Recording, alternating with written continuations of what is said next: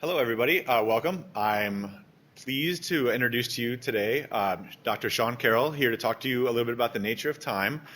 And as today is about astronomy, I thought I wanted to just do a little plug. We were talking earlier that today is actually a semi-important day, kind of a local maximum importance for astronomy, in that this morning was released the U.S. Decadal Survey, which kind of focuses what astronomers will do for the next 10 years. And so one of the things that came out of that survey was that new experiments about dark energy and about looking back further in time at the early universe were at the top of the list. So this is kind of very appropriate talk for today. Just a little bit about Sean before we get started. Sean started out with a PhD at Harvard in astronomy, spent a little more time in Boston and MIT, then he came out to California, to UCSB, and then went back to the other side of the Mississippi up to the cold Chicago, and then has landed for the last 4 years back in the sunlight here in California at Caltech. Besides all these credentials and these nice universities and his great publications, one of the reasons that I asked Sean to come here today is that he's a great science communicator. And I even verified this on his Wikipedia page this morning. that is a direct, so you have to know it's true. He's recently made appearances on the Colbert Report, as we were just talking, so you may have seen him there. And a few of you may have been at Comic-Con a few weeks ago, where he was at the booth roundtable about science and science fiction movies.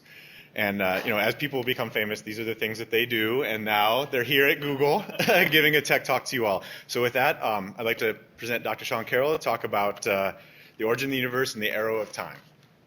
There you go. Thanks. Thank you, Chris. I never really love it when the introduction says that you're such a great speaker or communicator or things like that. It sets up a little standard that I don't know if I can reach. But it's great to be here at Google. It's especially because without you guys, I would not have any of the images that I'm showing in this talk.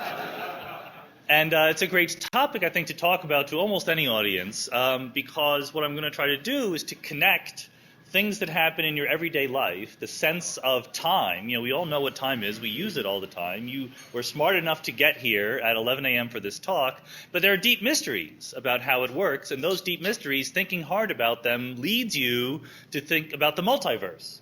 So I really want to try to convince you that just trying to sort out what happens in your everyday life in terms of the difference between the past and the future ends up with you thinking about these grand ideas that we are then trying to bring back to experiments that we can actually test somehow. So the first question everyone asks is, what is time? What do you mean by time? And there's a famous quote by St. Augustine back in 450 AD or something like that, where he says, "I know what time is until you ask me. I can use it. You can get here on time. You know what it means if someone says a certain TV show lasts an hour or something like that. But then you start thinking about it and you get confused. And the reason is actually not because the concept of time is all that confusing. It's just that we use the word time in different notions, different senses. And so those get mixed up. But the simplest notion is actually a very easy one. Time is kind of like space. And this was something that was really made very formal by Albert Einstein in the theory of relativity, but it was true even for Isaac Newton or for Galileo. Time helps us locate things in the universe. If you want to get here to this lecture, you say where it is, which particular room it's in at Google, in California, etc. You say where it is in space, and you say when it is in time. So just like we have the 3 dimensions of space where you use to locate objects, we have the 1 dimension of time. It's a number. It helps us find things in the universe. You have the train moving through the station. You want to get on the train, you need to know what station you're at, and you need to know what time the train is leaving. So one way to think about time is it's just a coordinate. It labels different moments in the universe. We happen to live in a universe that has the very, very nice property that things don't completely rearrange themselves from moment to moment in time. There's some smoothness, there's some continuity. The world is not exactly the same from moment to moment in time, but it's not completely different either. So you have a moment 10:01, 10:02, etc. There's you and there's your cat. Your cat is walking away from you, but the cat does not turn into a dog or just, scatter across the universe from moment to moment in time. There's some continuity there. That's one of the things that makes it a little bit different, time versus space. And as you go from point to point in space, things can change dramatically. Here is the table, here is not the table.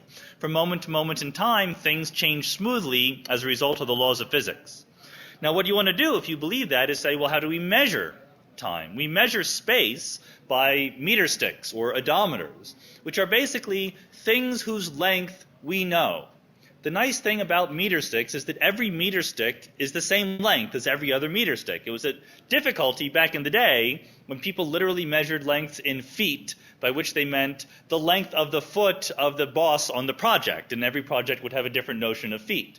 These days we're smarter than that. We say we have a universal notion of distance. 1 meter is this much size. So likewise, for time, we measure time using clocks. And what a clock is simply something that does something repetitively in a predictable way compared to other clocks. And now you say that sounds like a little bit of a circular definition, but you look at the actual clock here. The thing about a wristwatch or a conventional clock is that every time the little hand goes around, the big hand goes around 12 times. That is absolutely predictable. The earliest clocks were in the sky. They were astronomical events. We know that every time the Earth revolves around the sun, it rotates around its axis 365 1/4 times. It is a fact about the universe that clocks exist. We could imagine different laws of physics that didn't have clocks in them. We could imagine that you could set up one little wristwatch, but for no other wristwatches in the world was there a relationship between them. We live in a world full of clocks, a world where things happen repetitively, synchronously, over and over again in predictable ways. That is what allows us to tell time and to measure it and to use it as an important part of how we get around the world. So the next question people ask is, but I experience time to move faster or slower sometimes. And I'm here to tell you that that is your fault. That is not the fault of the laws of physics. And the reason why you experience time differently is because your body is full of clocks. You are implicitly telling time. There are things about your person that repeat in a predictable way. Your heartbeat, your breathing, the rhythms and pulses of your central nervous system all act as clocks. But they're not very good clocks. If you've had too much coffee or you're tired or you're bored or whatever, the perception of time tends to differ because those clocks are not keeping very good time. One example of a successful application of this idea was Galileo. This is a story which I suspect is true. I can't actually verify whether the story is true, but I will tell it to you anyway because it's such a good story. Galileo grew up in Pisa. He went to church at the cathedral in Pisa, which is right next to the Leaning Tower, and this is an image on the left from that church.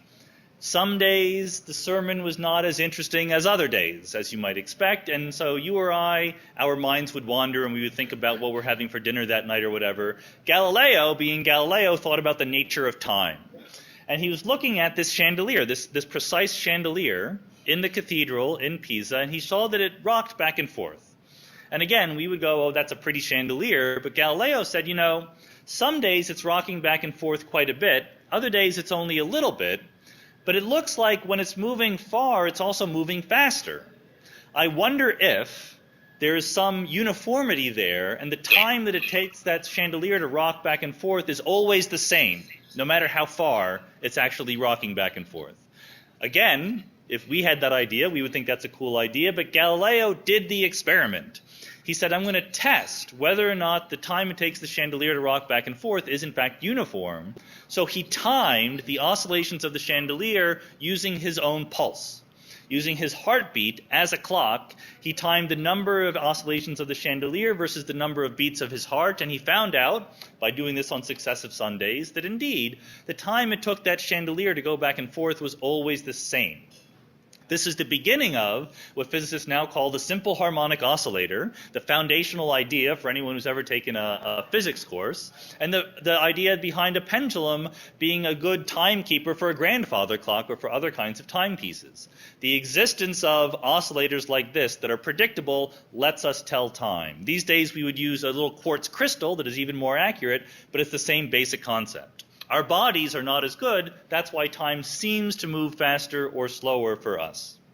So those are the similarities between time and space, just to get your grounding here. But what I really want to talk about is the most important difference between time and space. And that is that time has a direction and space does not. There's a little bit of an exaggeration because here on Earth, space does have a direction. You can tell the difference between up and down. Down is the direction in which things fall when you drop them. But if you were in your spacesuit far away from the influence of the Earth, if you were sort of experiencing space all by itself, not under the influence of this giant gravitating mass beneath us, all directions of space would look equal to you.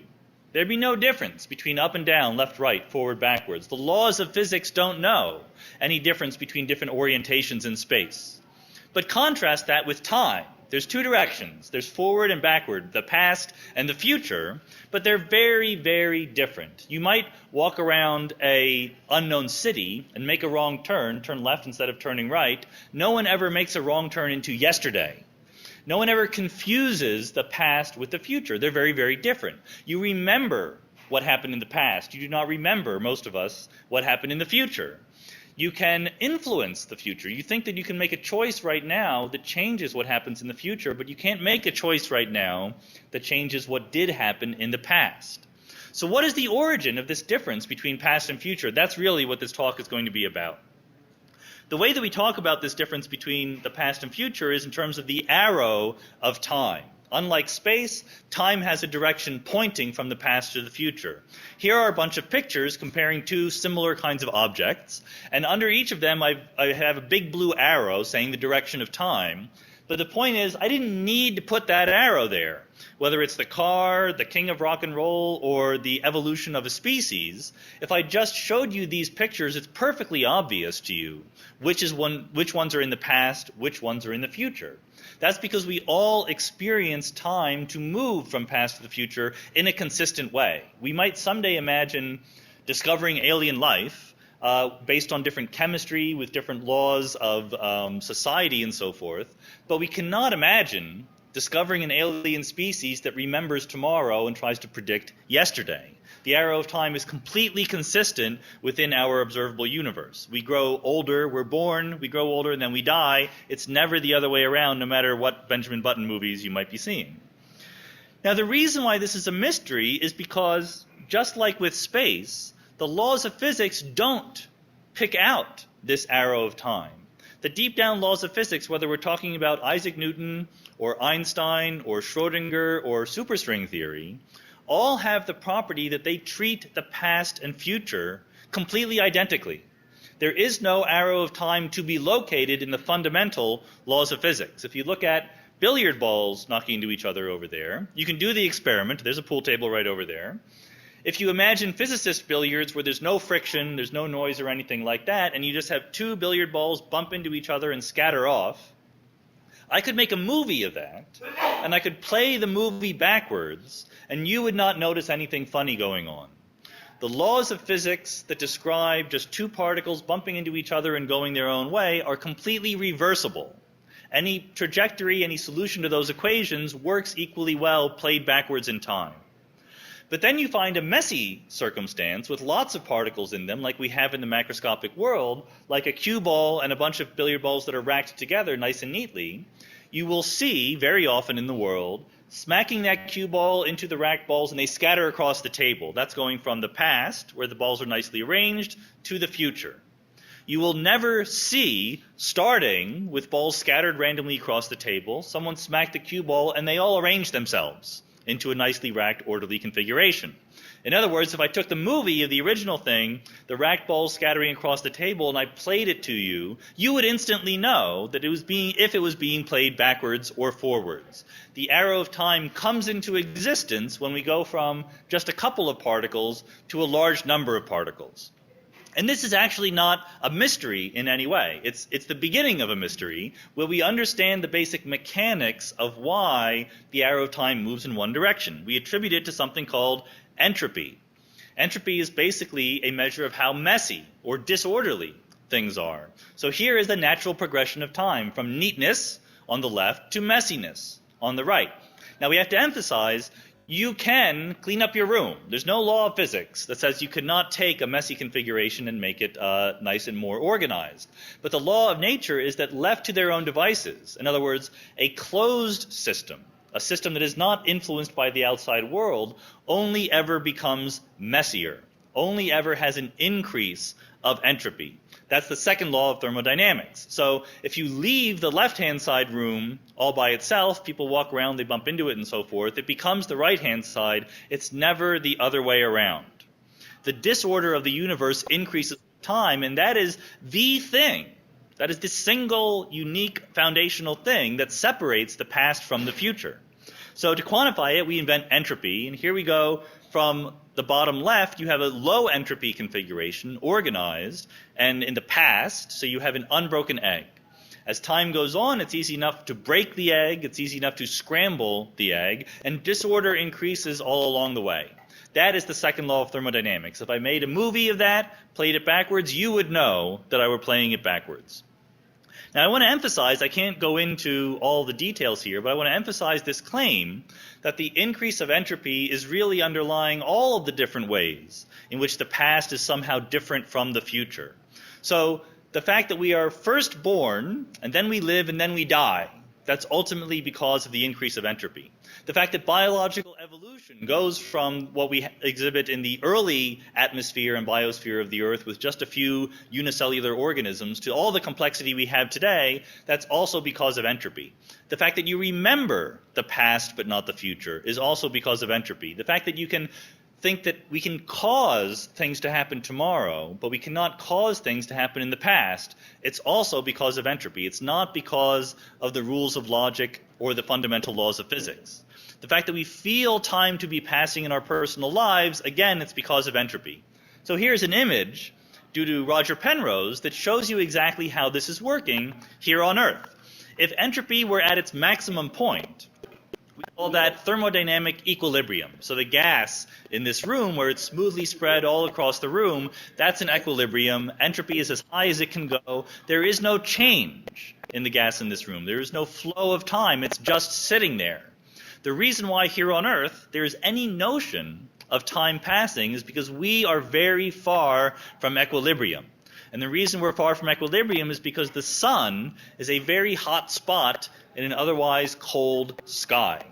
So if you actually count up the amount of energy that the Earth gets from the sun, it's equal, modulo a little bit of global warming, to the amount of energy we give back to the universe. We get light from the sun and we re-radiate radiation back into the sky. But for every one photon that we get from the sun, we give back 20 photons, each with on average 1/20th of the energy. So we get mostly visible light from the sun, we radiate mostly infrared light. And for photons, the entropy is just proportional to the number of photons. So in other words, we take the same amount of energy from the sun that we give back to the universe, but we've increased its entropy by a factor of 20. That is what allows stuff to happen here on Earth. That is why we are not in equilibrium. We are little machines, whether it's photosynthesizing or chewing plants and metabolizing or thinking and computing as you guys do. It's all increasing the entropy of the universe, which is allowed because we are so far away from equilibrium. We are nowhere near a maximum entropy state. There's a long way to go before we reach maximum equilibrium. So this was more or less put on a quantitative footing by this guy, Ludwig Boltzmann, in the 19th century. This is Boltzmann's gravestone in Vienna, and I like to tell my students that there's an equation on top of Boltzmann's gravestone, and so they should all be thinking throughout their graduate school careers, what is the equation that will be on my tombstone after I die? If you can do as well as Boltzmann, you're doing very, very well. So the situation for Boltzmann in the 1870s was that physicists didn't really believe in the existence of atoms for the most part. There were a few pioneers, Boltzmann, Maxwell, Thomson, who thought that atoms were the way to go, but a lot of physicists said, you keep talking about these things, but we can't observe them. Science shouldn't deal with unobservable things. These might be familiar arguments if any of you are fans of cosmology and particle physics today. But Boltzmann and Maxwell and Thomson said, the reason why we should think about atoms, by the way, the chemists had already caught on. Chemists were all believers in atoms because they helped them understand chemical reactions. So Boltzmann and his friends tried to make the same argument for physicists. They said, we can understand thermodynamics and the properties of gases and fluids if you believe in atoms. We can understand them in a better way and make predictions, and ultimately maybe we'll even see these atoms someday. So what Boltzmann said is, well, what I can understand is entropy. If you grant me the existence of atoms, I can tell you why entropy tends to increase. And basically, he said that entropy just counts the number of ways that I can rearrange the atoms of a system without changing its observable macroscopic properties. So here, at the bottom, you see another example of the arrow of time. If these were all the same collection of milk and coffee, you would know that the one on the left was in the past, the one on the right was in the future. It's easy to mix things together. It is hard to unmix them. So Boltzmann says, I know why that's true. It's because over on the left, I could change two coffee atoms with each other. We would now call them molecules, but two coffee particles, without changing the overall observance, the macroscopic appearance of that cup of coffee. I could also exchange different milk atoms with each other. But if I started mixing the milk atoms with the coffee atoms, then things would begin to look different. I would disturb the macroscopic appearance. So there's a small number of ways that I could do the rearrangements. On the right-hand side, when the milk and the coffee are all mixed together, there's many ways that I can do the rearrangements. There's just a lot more freedom to arrange the constituents of that system without changing its macroscopic appearance. So what Boltzmann said is that the reason why entropy tends to go up is simply because there are a lot more ways to be high entropy than to be low entropy. If we get a little abstract here for a second, here is just a plot of all the different ways that you could have a collection of atoms, and they're divided up by what you can observe about them. The individual atoms you don't observe. When you look at the cup of coffee, you don't see the position and the velocity of every single atom. You only see some macroscopic features. So what Boltzmann says is there are a lot more high entropy states, a lot more ways to arrange the atoms of something with high entropy than with low entropy. So if you start a system in a low entropy configuration, you're starting it very delicately arranged, very, very precise. And if you just let it go, if you don't disturb it from the outside world by cleaning it up, as it were, it will naturally wander into a higher entropy part of the configuration space. There are more ways to be high entropy than low entropy. That's why entropy tends to increase.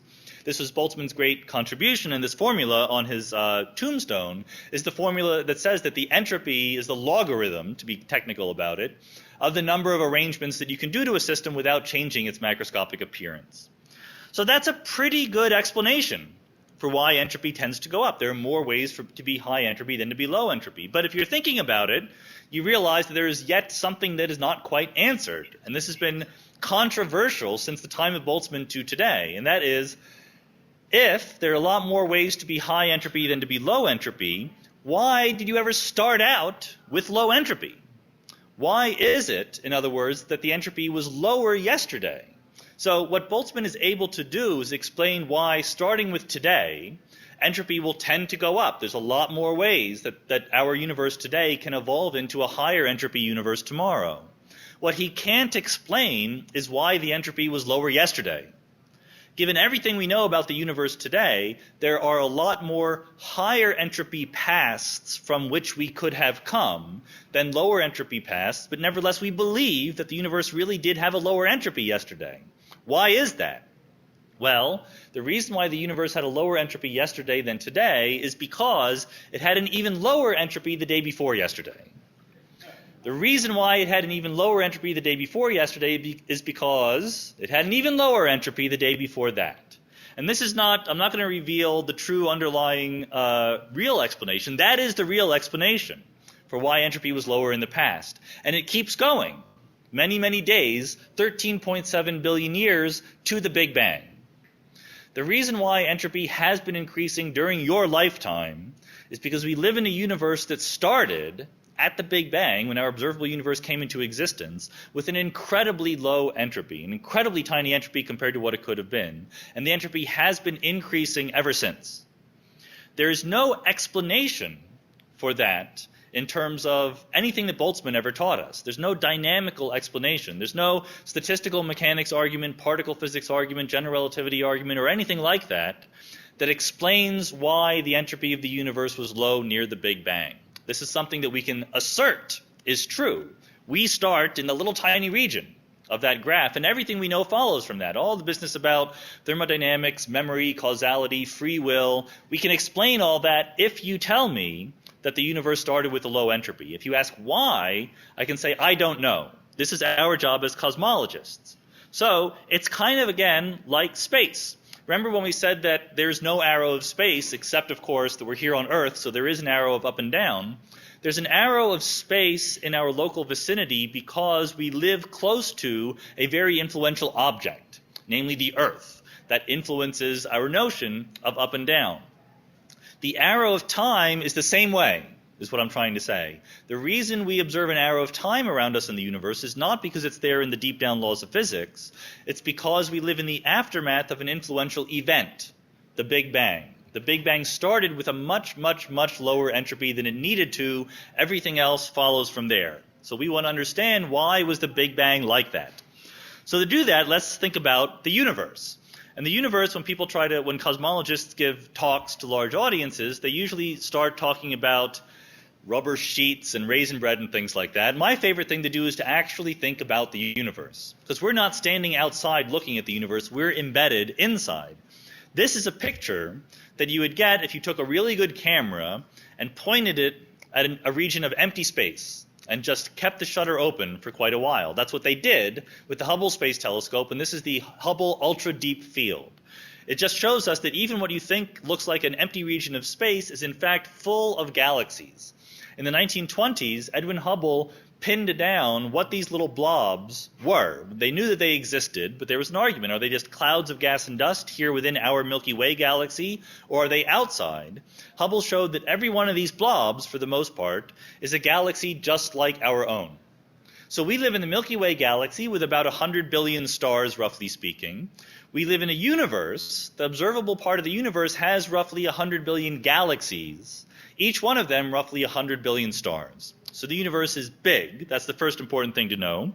The second important thing to know is the universe is getting bigger. It's expanding. This was also discovered by Edwin Hubble in the 1920s. If you look at a galaxy and you look at it in not only its distance but measure its velocity, if all faraway galaxies are moving away from us, that's not because we're special in any way. If you sat on one of those galaxies, we would be moving away from them. Every galaxy sees most of the galaxies around it to be moving apart. The further away a galaxy is, the faster it is moving. So what this really means is that the whole universe is expanding. The space in between the galaxies is growing. If you play that movie backwards, in the past everything is closer together, the density is higher. You keep pushing it into the past, the density becomes very high and the temperature becomes high. So in the early parts of the universe's history, the universe was a hot, dense plasma and it was opaque. About 380,000 years after the Big Bang, it cooled down enough so that the universe became transparent, and we can observe the relic radiation from that moment when the universe became transparent. That is the cosmic microwave background. This is an image of the microwave background from a NASA satellite called WMAP, and the tiny little fluctuations here in color are enormously amplified from the actual tiny fluctuations in temperature that you see when you look at the microwave background from point to point. The early universe was incredibly smooth, and that's a reflection of the fact that it was incredibly low entropy. I said that the air in this room is high entropy and smooth, but the difference is that the early universe had an incredible density. There's a tremendous amount of stuff there. When the density is that high, smooth does not equal high entropy. Smooth equals low entropy because it wants to collapse under the force of gravity. It wants to be wildly inhomogeneous with black holes and empty regions and so forth, but instead, the early universe was incredibly smooth. We can go all the way back to 13.7 billion years ago. Everything is at the same place in the universe. The density is infinite. The curvature is infinite. That's the Big Bang. That's what our equations tell us. We don't know whether that's true or not. We're trying to put it all together. So that's the past of the universe. In the future, what's going to happen? Well, this used to be a great thing to debate. When I was in graduate school, we used to wonder whether or not the universe would eventually recollapse or not. Now we more or less know. At least we have a very, very sensible theory that makes a prediction, which is that the universe is going to expand forever. The reason we think that is because in 1998, astronomers measured the velocity of receding galaxies to unprecedented precision. And what they realized is that not only is the universe expanding, it's accelerating. If you look at a galaxy right now and measure its velocity away from you, go away and then come back a billion years later and measure its velocity again, that velocity will be faster. That's a surprise because if you think about an expanding universe, it should expand but ever more slowly because the different galaxies are pulling on each other through their force of gravity. Instead, it's expanding and now it's sped up. So what is going on? We don't know for sure what's going on, let me admit that, but we do have a theory that works very, very well and is probably right. And that theory is that there is energy in empty space. what we call dark energy or vacuum energy or the cosmological constant.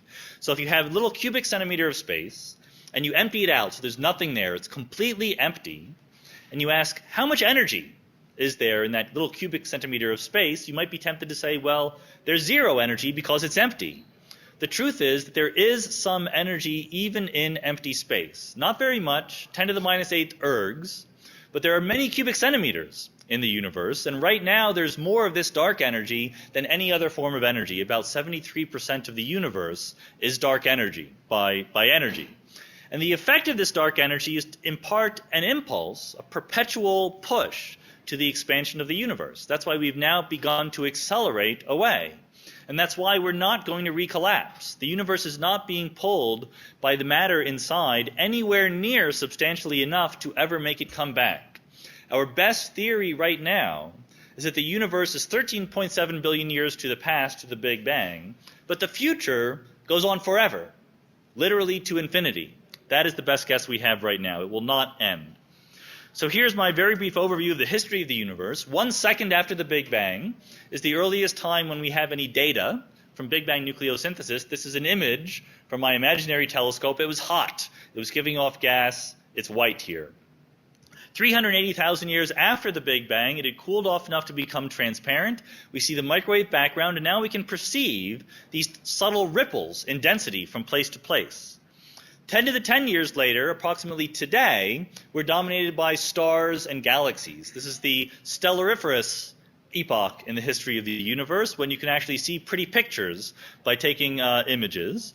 Now, if you wait until 10 to the 15 years after the Big Bang, those stars will die out. You'll be left with a few rocks, a few brown dwarfs, and a lot of black holes. We have a black hole at the center of our galaxy, which is pretty big, a few times a million solar masses. That's nothing compared to the galaxy. The galaxy is 100 billion solar masses. But if you wait long enough, those stars are going to die out and they will all fall into that black hole. So after 10 to the 15 years after the Big Bang, we have a dark universe, nothing but black holes and a few stray rocks. However, black holes don't last forever. In the 1970s, Stephen Hawking showed that even black holes give off radiation. They evaporate due to the effects of quantum field theory. They lose mass. So these black holes turn into a thin gruel of particles moving apart in this accelerating, expanding universe. And that will die out after, I have to say this, 1 Google years. In the good old-fashioned sense of the word Google before you guys messed it up with your search engine stuff. 10 to the 100 years after the Big Bang, all the black holes will have evaporated away into particles. And those particles will all have separated from all the other particles, and we will be left with nothing but empty space. And that will last forever. So 13.7 billion years is a long time. A Google years is an even longer time. But this lasts forever. That's a very long time. And it should emphasize how weird it is that we live in this era of the universe's history where it's sort of warm and comfortable. Almost all of the history of the universe is dark and forbidding. We live in a very unusual time, and that is a reflection of the fact that the Big Bang began with an exceptionally low entropy. This is the high entropy state of the universe. Nothing. Nothingness is disorderly, high entropy, and stable. It just sits there. That is what equilibrium is really like. So this is the evolution of entropy in the universe. It starts out low. Things are orderly because you have to delicately arrange the density of stuff in the universe to keep it smooth. Once it expands, the force of gravity acts as a contrast knob on the universe. It makes stars and galaxies, but those stars and galaxies will eventually evaporate into nothingness in the future. Entropy is going up the entire way. So our task as cosmologists is to explain why that is the case. Given that there's a Big Bang, why did it start in such an exquisitely ordered configuration with such low entropy? If you randomly picked a configuration of all the particles in the universe, it would not look anything like the Big Bang. So one thing is for sure, the Big Bang was not randomly chosen. We need some answer to why the Big Bang looked like it did. And we don't know the answer. Some people will tell you that they know, but they don't. This is an open question right now. We're working on it, so I want to sort of explore some of the possibilities.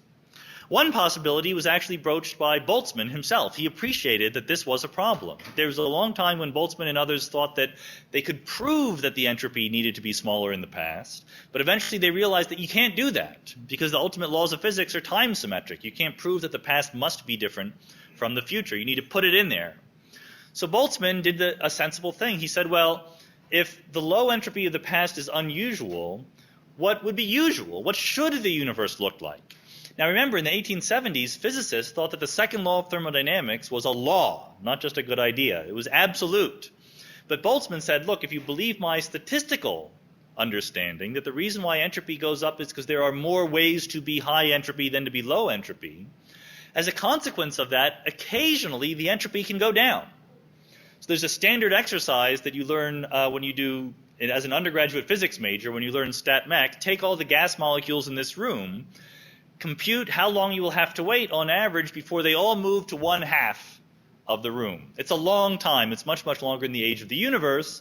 But if you're Boltzmann, you don't know about the Big Bang. You don't know about general relativity. You think that Newton was right. Space and time are absolute, and time will last forever. He thinks the universe is not going to end, nor did it have a beginning, so he imagines that even very, very improbable things will occasionally occur. You can start with a collection of particles that is high entropy spread out through the room. Eventually, they will, just through the random motions of the molecules, come into low entropy configurations and then relax back. So here is a plot of an actual simulation in a computer of a box of gas with maximum entropy. We've normalized it so that the entropy is equal to 1 when it's maximum. And it can't go up. It's at its maximum, but it can, through random fluctuations, go down and then relax back up again. And that's exactly what it does. So Boltzmann says, maybe we live here. The point is that if you wait long enough, you will get fluctuations that are relatively large. Maybe we live in the aftermath of a random fluctuation of the particles spread throughout the universe. We would remember the past as being the point of low entropy here. Remember, the arrow of time is not fundamental. It's not there in the laws of physics. It's a reflection of the fact that entropy is increasing. So on the right-hand side of this graph, people who live there remember that minimum as the past, and this right-hand side is the future. If you lived on the left-hand side, you would remember this as the past, where the entropy was lowest, and you would call this direction the future. What you label the past and the future merely reflects the local growth of entropy in your surroundings.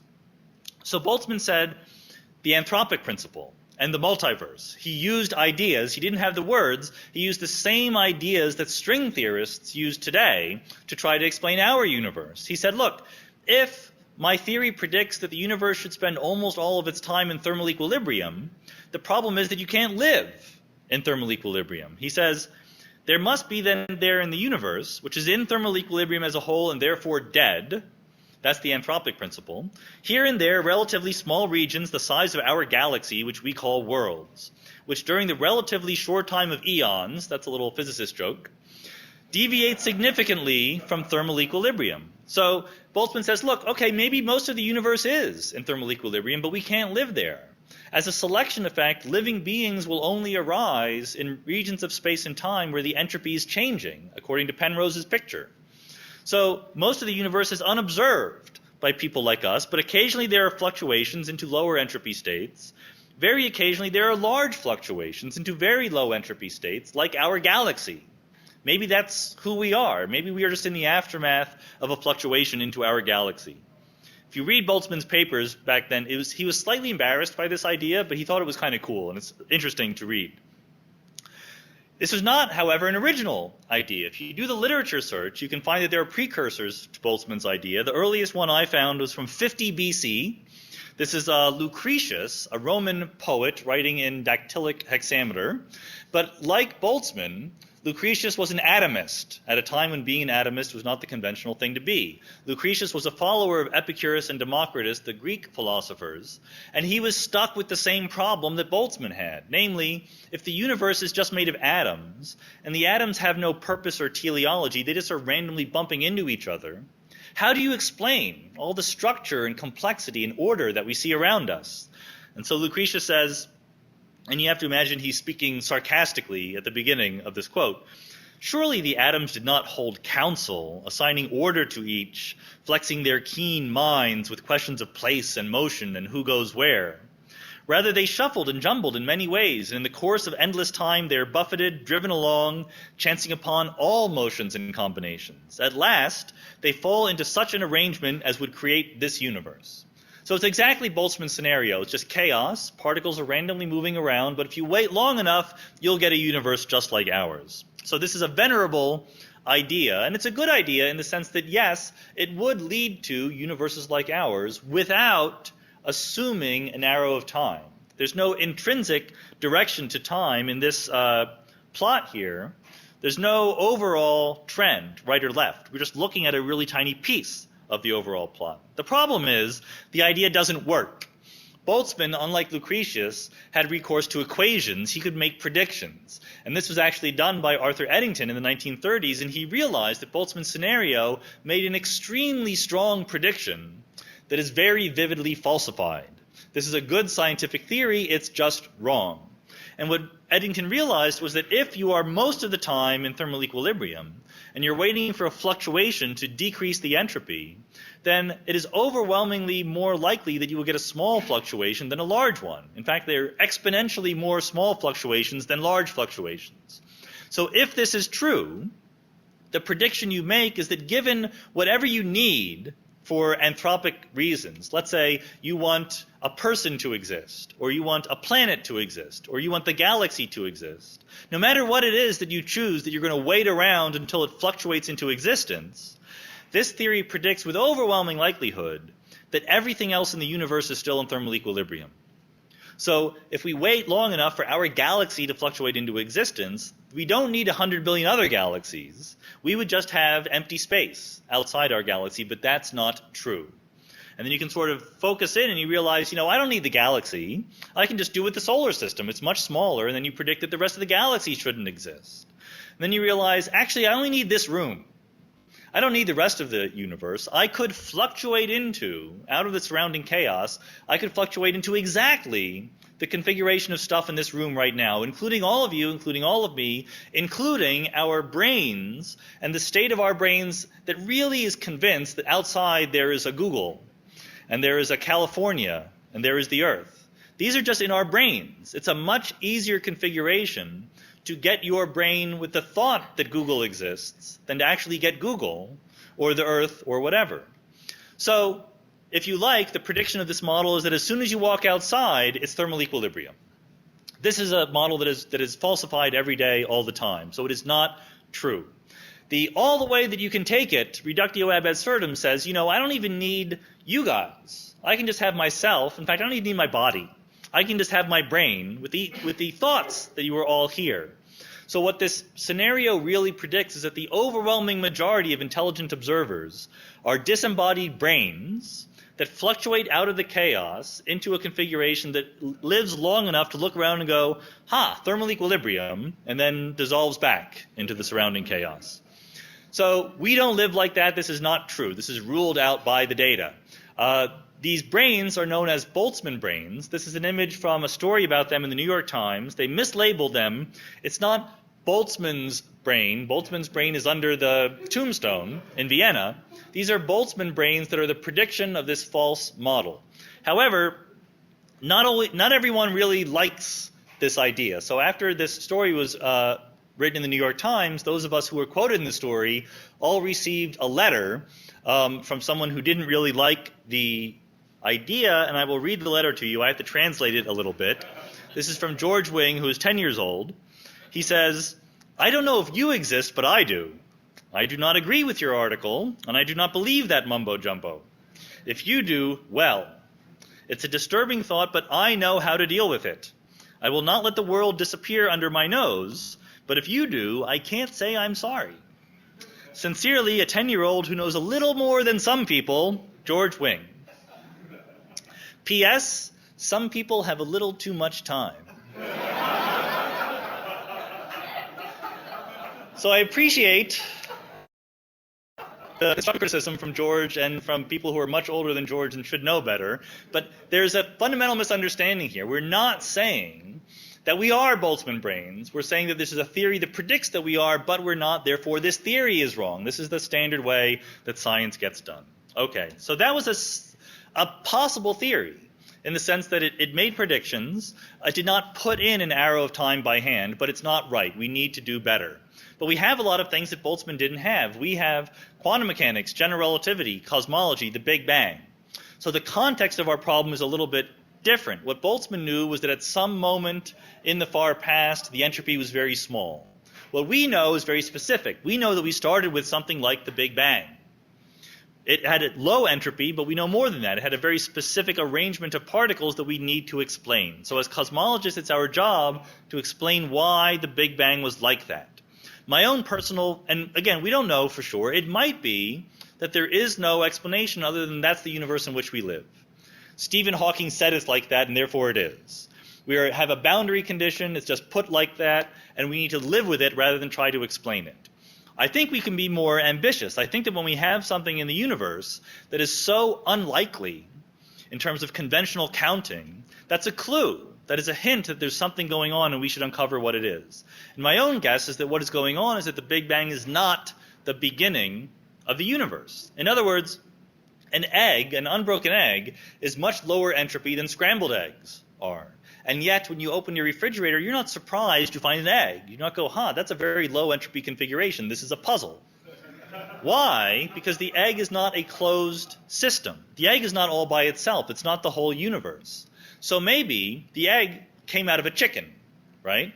Maybe the universe came out of a universal chicken. Maybe the universe is not a closed system. Maybe it's not all by itself. Maybe it's part of a bigger system where we can find some dynamical explanation for the arrow of time.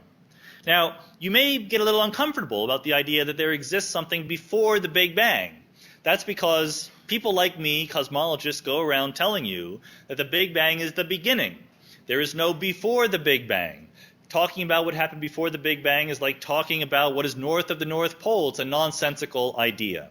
All that is not true, I'm here to confess to you. It may be the way that reality is arranged, but we have no basis in what we currently understand about the universe for saying with confidence that there was nothing before the Big Bang. It's just a guess. What we have is Einstein's theory of general relativity. That's our best understanding right now of how space and time works. This is the picture that you should keep in mind of Einstein. Most pictures of Einstein were taken when he was 70 years old and the hair was all going off and he was wearing the sweaters and so forth. But back when he was actually inventing our current notions of space and time, someone was combing his hair and he was a very well-dressed young man. He looked very sharp, and he was, and what he was doing was understanding how gravity worked. He says that gravity is a manifestation of the curvature of space and time. And he wrote equations which are still the right equations as far as we know for understanding how the curvature of space-time responds to stuff in the universe. Those equations tell us that at the Big Bang, things were singular. The curvature of space was infinite. The density of stuff was infinite. The right way to think about that is not to say that the Big Bang is a boundary to time and space, the moment at which everything came into existence. The right way to think of it is to say that we don't know what happens. That is the position, that is the place, the moment where our understanding gives out. The equations blow up. And it's not that we can say from those equations what happened. It's just that we need better equations. Einstein's general theory of relativity is not good enough to tell us what happened at the Big Bang. And this is not a surprise because general relativity is not compatible with quantum mechanics, the other great triumphant theory of 20th century physics. We know general relativity is not the final answer. We need to do better. So the best thing we can do about the Big Bang right now is to say we don't know what happened. We should be open-minded. Maybe it's the beginning. Maybe it's just a phase that the universe goes through. Maybe the Big Bang happens every once in a while. So my strategy would be to do the same thing that Boltzmann did. Instead of taking the universe as we see it, let's ask what the universe should look like. If we really buy into this picture of entropy as counting the number of states that things look like, and you say that high entropy states are more likely than low entropy states, then what should the universe look like? Well, the answer is our actual universe is increasing in entropy. It's going up toward the future, so we should just say, what will the future look like? The future looks like empty space, nothing there. So the strong prediction of a sensible model, if you take the entropy argument seriously, is that we should live in empty space. And you might say, like Boltzmann did, well, but we can't. There's an anthropic reason why we don't live in empty space. Namely, there's nothing there to do the living. It's empty. But even that argument turns out not to quite be right. And the reason why is, again, because of dark energy. If the dark energy is truly persistent and constant, as we think it probably is, it doesn't go away. It lasts forever. But in the 1970s, Gary Gibbons and Stephen Hawking said that if you have dark energy, even empty space isn't really completely empty. In the following sense, if you go to empty space, Google years in the future from now, and you bring along a thermometer or a particle detector, and you say, well, just put it there and wait to see what it measures. You might say, well, it's empty space, it doesn't measure anything. But in fact, there are fluctuations due to quantum mechanics in all the fields of which the universe is made. The electromagnetic field, the electron field, the neutrino fields, the gravitational field, these all fluctuate. If there were no dark energy, if space were truly zero energy, then those fluctuations would be undetectable. But when there is dark energy, they bring to life those fluctuations. There is a non-zero temperature to empty space. I can tell you what the temperature is. It's about 10 to the minus 30 degrees Kelvin. It's very cold. Actual empty space right now has the cosmic microwave background in it, which is 3 degrees Kelvin. That's a lot warmer and more comfortable. But even empty space has a non-zero temperature. And what that means is that there are fluctuations. Particles can come and bump into your thermometer. And it lasts forever. So it, in fact, is Boltzmann's scenario. What we said was a ridiculous scenario that is not right turns out to be the real world. It's the favorite scenario of modern cosmologists. The universe will last forever, and there will be these thermal fluctuations inside. These will include atoms. You will fluctuate into molecules. You will fluctuate into DNA. You will fluctuate into brains and planets and galaxies. But you're still stuck with the fact that that's not the world we live in. This is a problem. This is what is called the Boltzmann brain problem. Why do we live in this warm, comfortable part of the universe when there's an infinite amount of time stretching out in the future and a very small probability per year that things like us will fluctuate into existence? So you multiply a small probability by an infinite amount of years, and almost all of the people in our real universe should be disembodied brains living in empty space. We are not. That is a puzzle. Furthermore, most planets should be otherwise in empty space, etc. However, unlike Boltzmann, we have a loophole. We have something that Boltzmann didn't have, and that is relativity. General relativity, the idea that space and time are not absolute, not fixed, just sitting there. They are actors in the game. They are not just the stage. They can change. So in fact, you can get fluctuations not only in particles, but in space-time itself. So it's possible, although this is again not established physics by any means, it is possible that if you wait long enough, you will fluctuate into not only a brain, but a whole new universe. In other words, you can imagine, because space and time are flexible, you can imagine there's a fluctuation in which not only do you get a bunch of energy to make some object, but space-time itself bends and pinches off. So you start with a little bump, but then it becomes a little pinched off region of space, and then it becomes a completely disconnected region of space. It separates from the universe around it, and it's almost egg-shaped. Just to keep the entropy argument going there, it's almost like the universe is giving birth to another little egg. We call this a baby universe. And the thing is that the baby universes are easier to make if they are small. So you make small universes rather than big ones. But most universes that you make, most baby universes, don't last very long. They will just collapse very, very quickly, and you will not notice that they were ever there.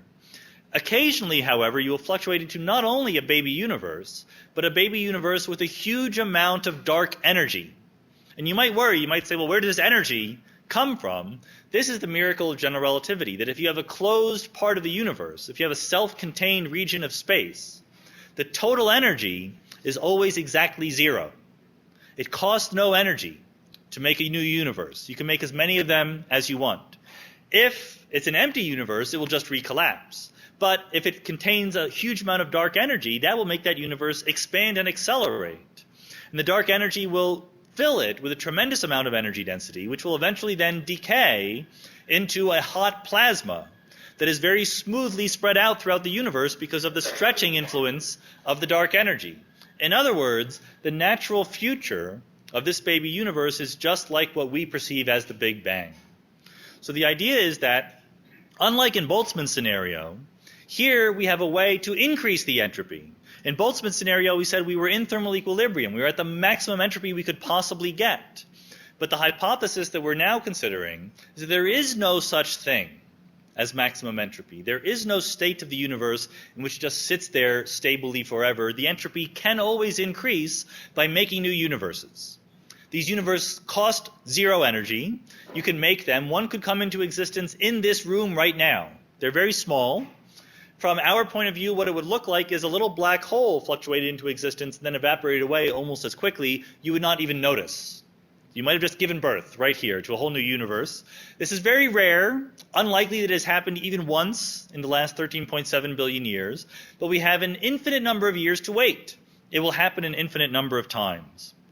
So the universe is a bubble-making machine. The bubbles mostly collapse and go away, but occasionally they grow into universes like ours. The explanation, in other words, is that the reason why we live in a warm universe where entropy is increasing is because we are a spin-off of the bigger universe's attempts to increase its entropy forever.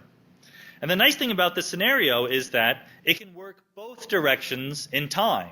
So here is a map of the universe in space and time.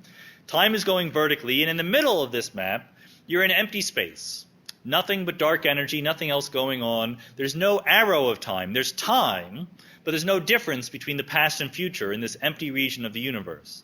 So you evolve it forward in time, and you ask what happens. And what happens is it gives birth to a new universe here and there. So these little funnels are new universes, baby universes that come into existence, are warm and happy for a while, and then become empty space themselves and last forever.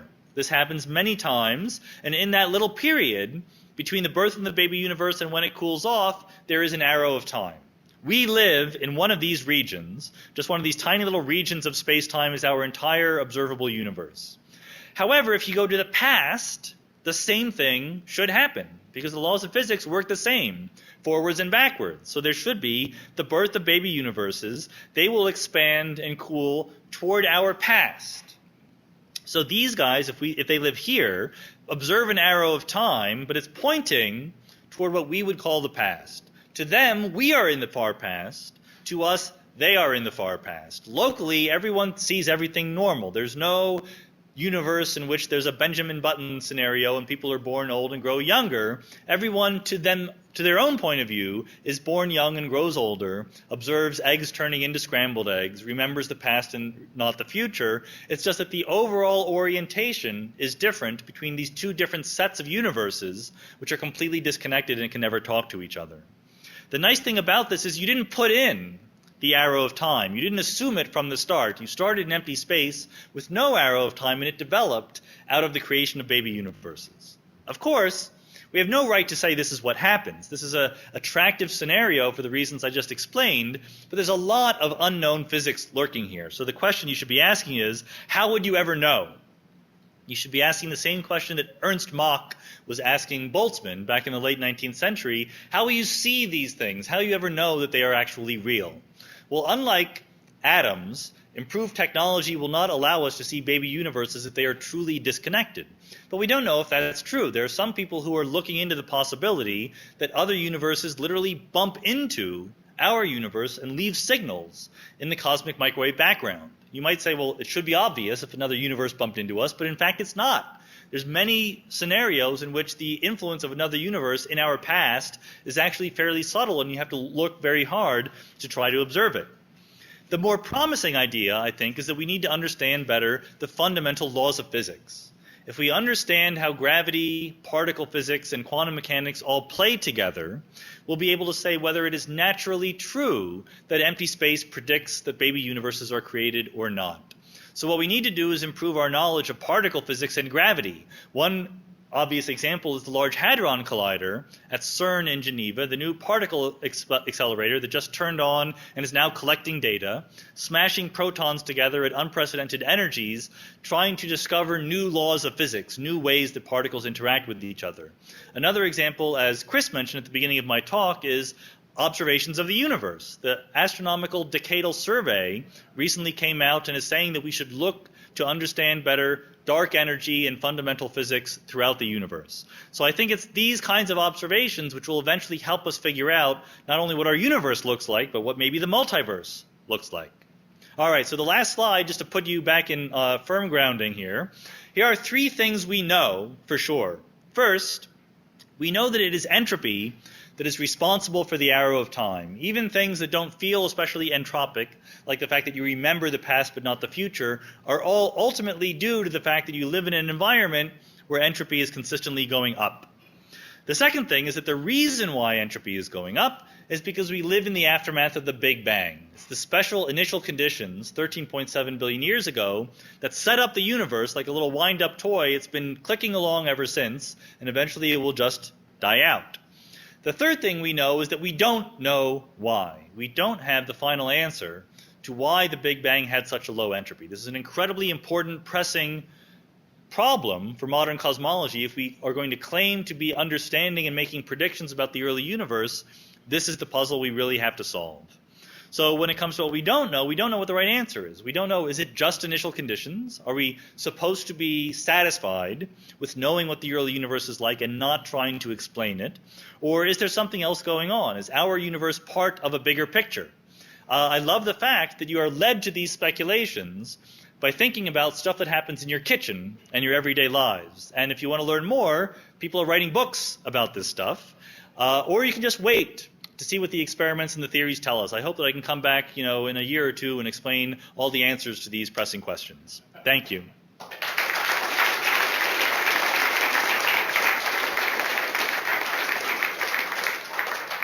All right, thank you very much. I think we might have time for a couple questions. It doesn't look like we're getting kicked out right away. So if you want to ask a question, feel free to step up to the microphone. So you had a picture of what the world looked like 1 second after the Big Bang. Yes. How did you take that photograph? Were you there? This is so this is an image 1 second after the Big Bang. This is, to be honest, it's a false color image. But it is based on data in the following way. We see the cosmic microwave background. That is the earliest epoch in the history of the universe where you can actually see with a telescope. However, 1 second after the Big Bang, the universe was a nuclear reactor. It was turning protons and neutrons into helium, deuterium, and lithium. We can make a prediction based on our theories of the universe right now that says if the universe was behaving in such and such a way, how much helium should you get, etc. Those predictions turn out to be right. So the point is that 1 second after the Big Bang is a moment about which we have empirical information. Before that, we don't. We can extrapolate our theories back to 10 to the minus 35 seconds after the Big Bang. But here, we actually have constraints. You can't come up with a new theory of cosmology that says the universe was doing something radically different 1 second after the Big Bang. Thanks. How do baby universes solve the Boltzmann brain problem? Wouldn't you be much more likely to create a little baby universe big enough just for one Boltzmann brain? No, that's a very good question. And the honest answer is we don't know. So the question is, fine, you make baby universes, but why don't you make small low entropy baby or high entropy baby universes, tiny fluctuations rather than big fluctuations that have 100 billion galaxies in them?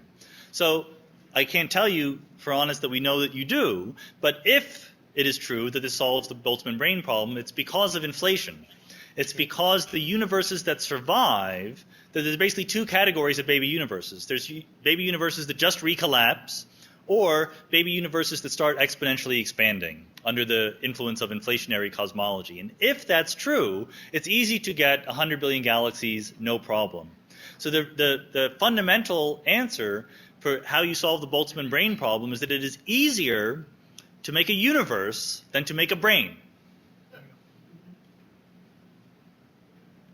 Hi, since your talk is about entropy, so going on a little bit of a tangent here, but are you familiar with the Eric Verlinder's new theory about gravity being can be explained as an entropic force on the holographic universe? And could you comment? A little bit, yes.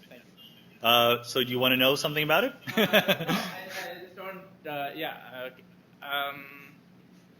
Well, my question is, do you think that is a credible theory, and if so, first of all, how does it actually interact with the arrow of time? Because we think of gravity as something which happens Sure. in time, right? So this physicist named Eric Verlinde caused a ruckus recently by being quoted in the New York Times saying gravity does not exist. That's not true. Gravity exists. He does admit that things fall. But what he means when he says gravity does not exist is really that space and time, the curvature of which we see as gravity, are not fundamental. That just like air is not some air fluid, it's actually just made of atoms interacting in different ways, he thinks that there's a fundamental, deeper constituent that makes up space and time. And just like sound waves can actually be explained in terms of atoms, gravity can be explained in terms of the thermodynamics or the statistical mechanics of these underlying degrees of freedom. It's an interesting idea. It's very promising. We honestly don't know yet whether it is absolutely revolutionary and true, completely false, or not even able to be turned into a sensible theory. So the jury is still out on that. I think it's going to be interesting to see what happens to it over the next few years. There are a lot of theories about the universe is expanding, and there's some major change coming along in 2012. Do you have any point of view on that? Wait, I'm sorry, I couldn't hear you. Say it again. There are a lot of theories about the expansion of universe and the frequency of Earth changing in near future, like 2012. There are a lot of theories about that. 2012, right, yes. Yeah. Complete craziness, unfortunately, yes. Do you have any major something to say about that? Yes, what happens in 2012 is much more like the Y2K problem than the end of the universe. It's really just the date in the Mayan calendar when you flip over to the next page. It's not the end of anything, even according to the Mayans. And certainly according to modern cosmology, there's nothing dramatic that is going to happen in 2012 except the possibility that Sarah Palin becomes president or something like that. But certainly from the cosmology and fundamental physics point of view, nothing bad is scheduled. Hi. How do you know you're not a Boltzmann brain? Is that disprovable? No, this is a very good question. How do I know that I didn't just imagine you making that question? I mean, frankly, my imagination could do better in terms of questions that... but it remains true that if I say the following question, given that my brain exists, and given that in my brain there are the perceptions that you all exist, and there's the memories I just gave the talk, and the memories of you asking this question, etc., and nothing else, no other information, what would I predict about the rest of the universe? And the answer is, yeah, you're all thermal equilibrium, and it's all just a fluctuation into my brain. How do you know that's not true? And I said that you know that's not true because you make a prediction, and the prediction comes false. You walk outside, and it should be thermal equilibrium. That's a little bit quick. That's not a very rigorous answer, because if I walk outside and I see that it's not thermal equilibrium, but then I re-ask the question, and I say, well, given that I saw it's not thermal equilibrium outside, what do I predict? And the answer is still that you guys are all in thermal equilibrium. So the better answer is that it's cognitively unstable. In other words, I cannot get through life consistently and coherently imagining that I am a Boltzmann brain. And you could ask the same questions about being a brain in a vat or a simulation on a computer. I cannot make sense of the world around me assuming that I am a Boltzmann brain. You can always be a radical epistemological skeptic. You can always believe that I have no right to believe that gravity exists, etc., but you don't walk out tall buildings from the top floor. Likewise, to live in the world, you have to make some sense of what you see around you, and to do that, the only intellectually respectable thing is to imagine that you are not a Boltzmann brain. Okay, thanks. What difference do you think it will make 10 to the 15 or 10 to the 100 or 10 to the 10 to the 100 years from now, whether or not any of us lived or what we did with our lives, and is there anything we can do to change that? Well, I guess I think the difference that is made now. And I kind of believe, I'm not 100% sure about this, but I kind of believe that if we wait 10 to the 100 years in the future, I can't see any possible way in which there's any record of anything that we have done now that will remain, no matter, it's just sort of, it seems to me to be in principle impossibility, not just a practical problem. But I could be wrong. I could just not be sufficiently imaginative about it. Some people like Freeman Dyson have claimed that we can organize things so that we do an infinite number of CPU cycles, between here and the end of the universe. But I think these are open questions, and honestly, it does not keep me awake at night. Even if everything that I do is forgotten a Google years from now, I am still motivated to do things today. So you think then that for those of us who are concerned about what happens 10 to the 10 to the 100 years from now, that the solution is to be more imaginative and to read up on this Dyson guy? That would be one. I can't give you advice. Sorry. You could do that. My question is a little more technical and less sort of morally, philosophically oriented. Okay, so the theory, as I understand it, is that the universe will expand forever because of the nature of dark energy. But I also understand that the current inflationary theory posits that dark energy underwent a phase transition where its behavior changed. What leads us to believe that won't happen again? No, that's a very good question. Dark energy, I said that it is persistent and it's constant, 10 to the minus 8 ergs per cubic centimeter, and will last forever. That's not necessarily true. In fact, we believe that the amount of dark energy per cubic centimeter was higher in the past. There can certainly be phase transitions in which things change. The best argument that it won't happen in the future is that it hasn't happened in the past. The universe is already old enough that if the dark energy we observe now were truly unstable, it probably would have decayed already. That's not airtight, though. We could certainly get around that. And it's a very viable theory to imagine that the dark energy is very, very slowly changing. I just think from experience personally, writing papers about these other possibilities, the possibility that holds together the best, seems the most robust and easy, is the one that says the dark energy is constant and it's not going to change. So that's what I based these ideas on. If the dark energy really does go away, we don't have a Boltzmann brane problem for the future. We still have the problem of the low entropy past, and now I don't know how to solve it. So I actually don't think that's an improvement. Yes. Yeah, so you talked about like Google years from now when the universe is all cold, and there could be there's a possibility of fluctuations which could lead to baby universes. I mean, is this looked in this direction that the fluctuations are big enough to create a single Big Bang, or it's just a single universe? Like you gave an example that how much time do we have to wait so that all the gas particles, gas atoms or molecules in this room arrange at one corner of the room, right? Mm-hmm. So is there a possibility that, I mean, all the matter that you may have to wait for infinite time, but they collapse together to one part of the universe, and again the new Big Bang starts? I think that's not a very big worry, because you can calculate the time that these things take. So there's matter in the universe. It is subject to a lot of random fluctuations. But even though the universe is old, 13.7 billion years, that's a very short time compared to any of these fluctuation timescales. Once you get more than about 100 particles, the timescale for fluctuations like we're talking about becomes larger than the age of the universe.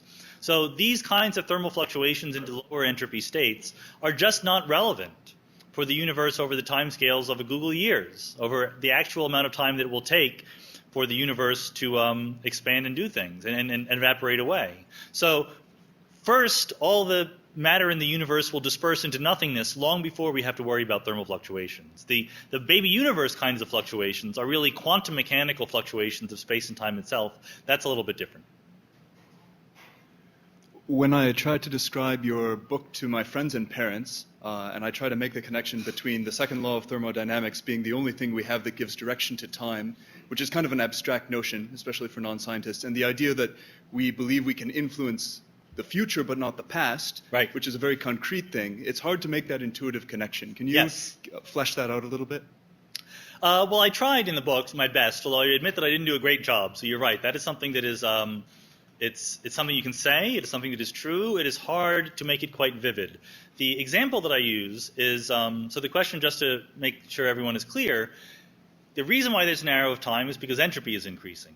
One of the manifestations of the arrow of time is the fact that we can influence the future by making decisions. We cannot influence the past. We can, what I think I say in the book is, if if your friend says, I've changed my mind, instead of having Chinese food for dinner tonight, let's have Italian food. You would say, okay, and you make a decision.